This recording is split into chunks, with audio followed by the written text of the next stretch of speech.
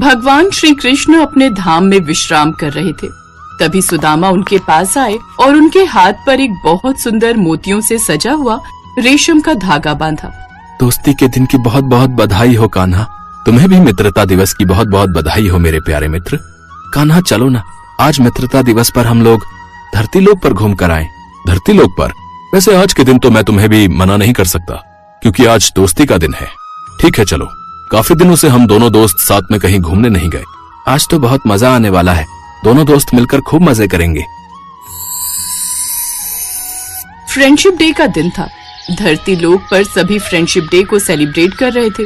भगवान श्री कृष्ण और उनके परम मित्र सुदामा धरती लोक पर सबको फ्रेंडशिप डे मनाते हुए देख रहे थे। श्री कृष्ण और सुदामा ने दो साधारण युवाओं का रूप धारण कर लिया। वहाँ पर सभी बच्चे एक दूसरे को फ्रेंडशिप बैंड बांध रहे थे। कुछ बच्चे कृष्ण जी और सुदामा जी को भी बैंड बांधने लगे। Happy friendship day, happy friendship day. भैया, मैंने तो इस पिंकी को गुड़िया भी गिफ्ट की है। पिंकी मेरी बेस्ट फ्रेंड है। मैंने भी तो तुझे ये चॉकलेट दी है। अद्भुत, अति सुंदर। सुदामा, धरती लोक पर आज भी दोस्ती का कितना महत्व है, ये देखकर बहुत प्रसन्नता हो रही है। चलो थोड़ा और आगे चलते हैं और दोस्ती के नए नए रंग देखते हैं। कृष्ण जी और सुदामा जी थोड़ा आगे बढ़े तो उन्होंने देखा एक दुकान से एक लड़के ने एक फ्रेंडशिप बैंड खरीदा और अपनी जेब में रख लिया। तभी उसकी बहन उससे बात करने लगी। अजय भैया, मैंने तो फ्रेंडशिप बैंड अपनी सहेलियों के लिए लिए हैं। तुम हर साल ये फ्रेंडशिप बैंड खरीदते हो, बांधते तो किसी को भी नहीं हो। क्या करोगे इतने सारे फ्रेंडशिप बैंड्स का? मैं हर साल फ्रेंडशिप बैंड अपने बचपन के जिगरी दोस्त मोहित के लिए खरीदता हूँ, क्योंकि एक वही तो था मेरा पक्का और सच्चा दोस्त। दोनों भाई बहन एक पेड़ के नीचे बैठ जाते हैं।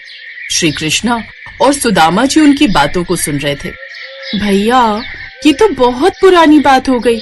आप जानते हो कि आपका और मोहित भैया का मिलना मुश्किल ही नहीं नामुमकिन है। वो तो अब आपको पहचानेंगे भी नहीं।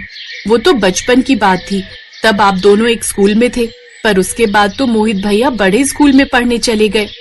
मैं जानता हूँ कोमल, मेरे और मोहित में जमीन आसमान का फर्क है।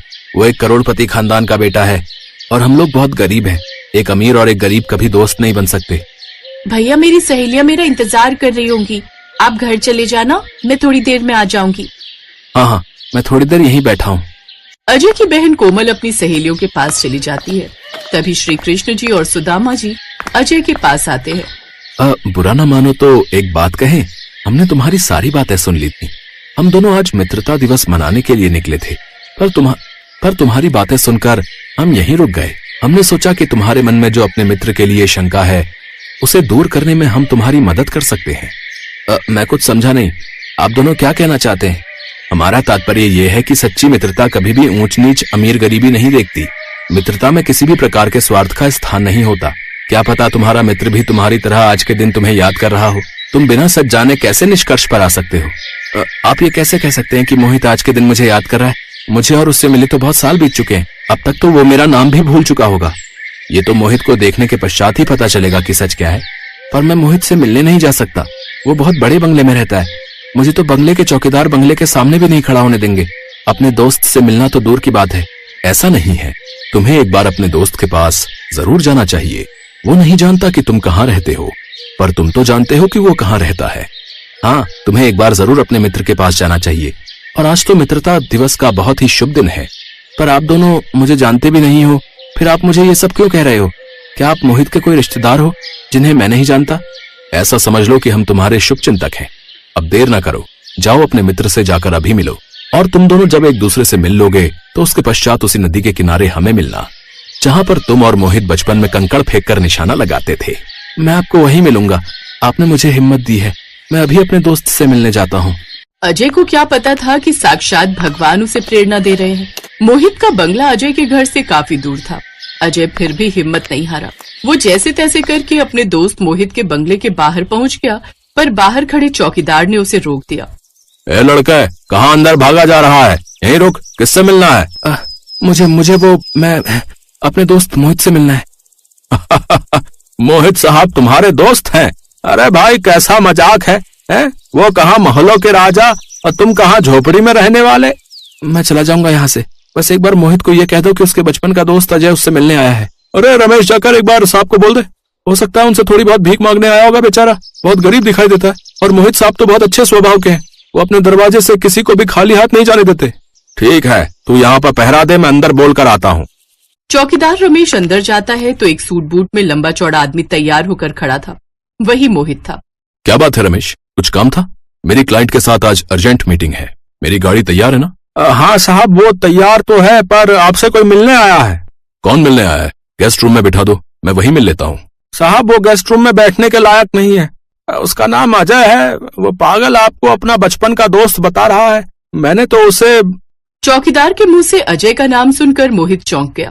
उसकी आंखों में खुशी के आंसू आ गए। क्या कहा? अजय मेरे बचपन का दोस्त? वो मुझसे मिलने आया है? कहाँ है वो? कहाँ खड़ा है? तुमने उसे अंदर क्यों नहीं आने दिया? मैं खुद अपने दोस्त को लेकर आऊंगा। अजय मेरा प्यारा दोस्त। मोहित बेटा, कहाँ जा रहा है?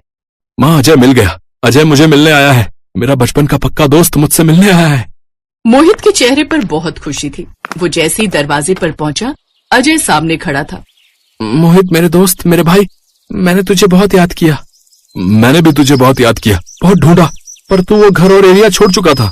स्कूल के बाद से मैं तुझे मिल ही नहीं पाया। मेरे दोस्त, तुझे देखकर मैं बहुत खुश हूँ। चल अंदर चल, मैं तुझे माँ से मिलवाता हूँ।